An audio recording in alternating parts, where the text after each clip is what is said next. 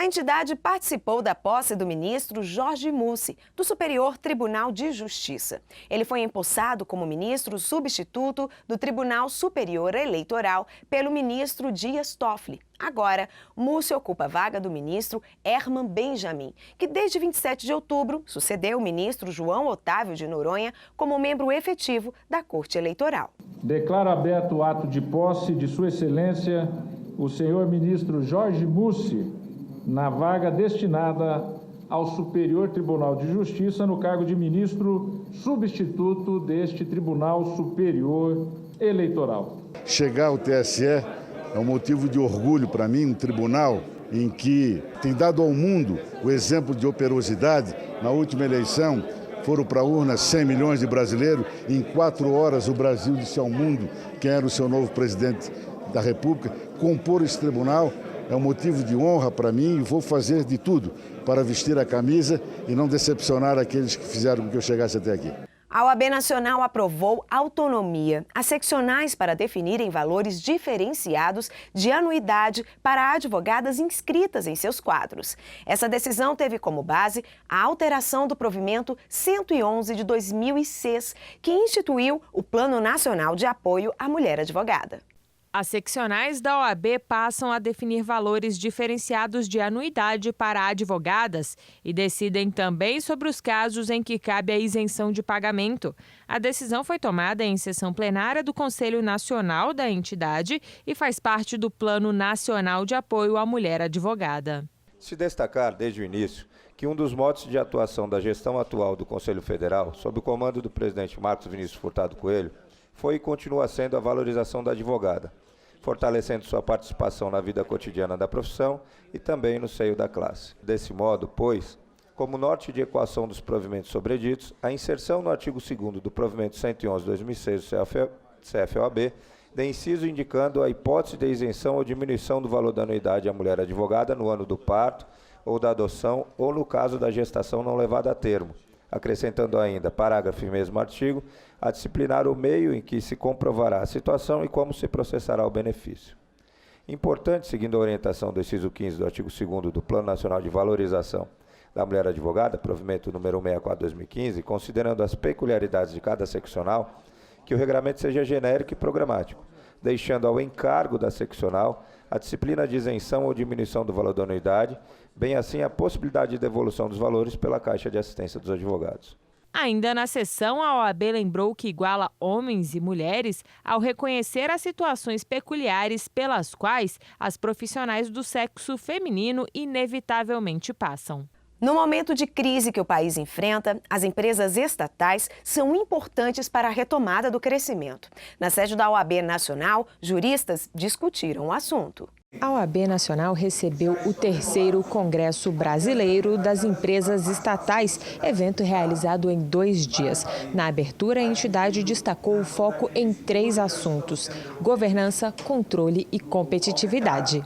Como sabemos, vivemos atualmente uma crise ética, política e econômica em nosso país. As crises estão imbrincadas. Elas, obviamente, não são separadas. A crise ética tem levado a uma crise política, que tem estimulado a crise econômica, que é também, fundamentalmente, uma crise de confiança, uma crise de credibilidade do país.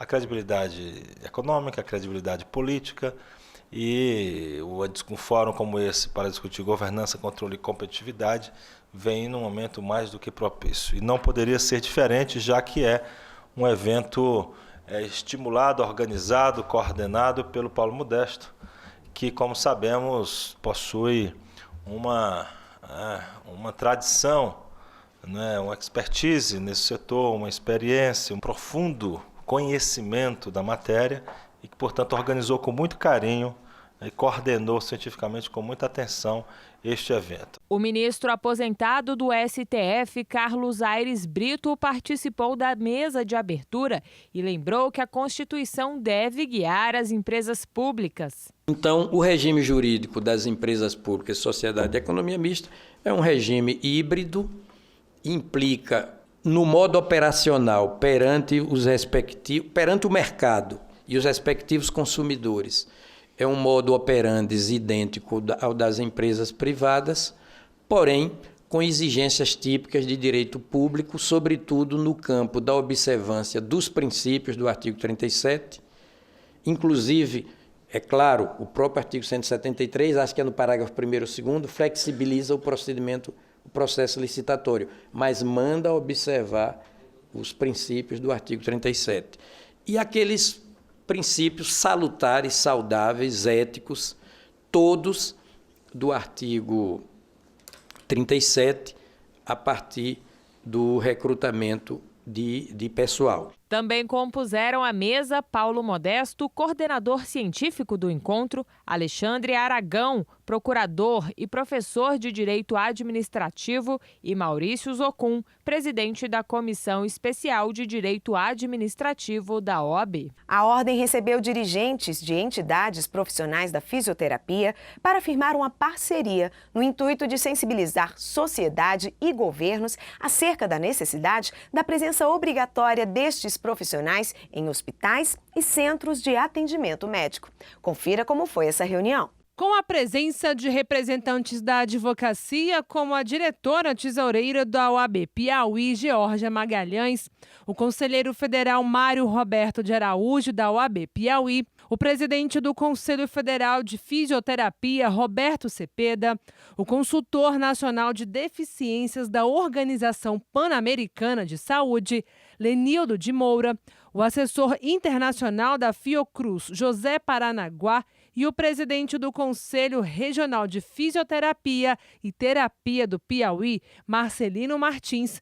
A reunião teve como objetivo mostrar a importância do trabalho de prevenção e recuperação realizados pelos fisioterapeutas. Passaram-se 10 anos, foram editadas algumas políticas públicas no Brasil, nos estados, nos municípios. E nos surpreendeu quando saiu o resultado agora da tabulação dos dados do censo de 2010, que trouxe 23,9% da população brasileira apresenta algum tipo de deficiência. Mas a nossa Secretaria de Planejamento lá no Piauí, a CEPRO, fez uma pesquisa lá independente e ainda veio com um número maior, de 27%.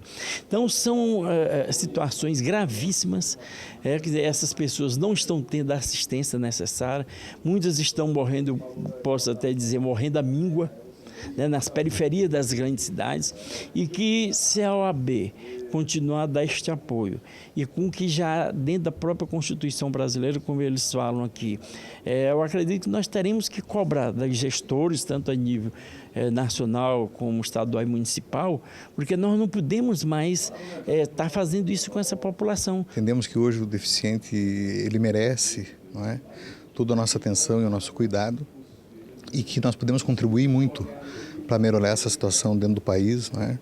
Levando a integração do deficiente, a autonomia e a prevenção para evitar agravos e fazer com que ele amanhã ou depois seja excluído da sociedade.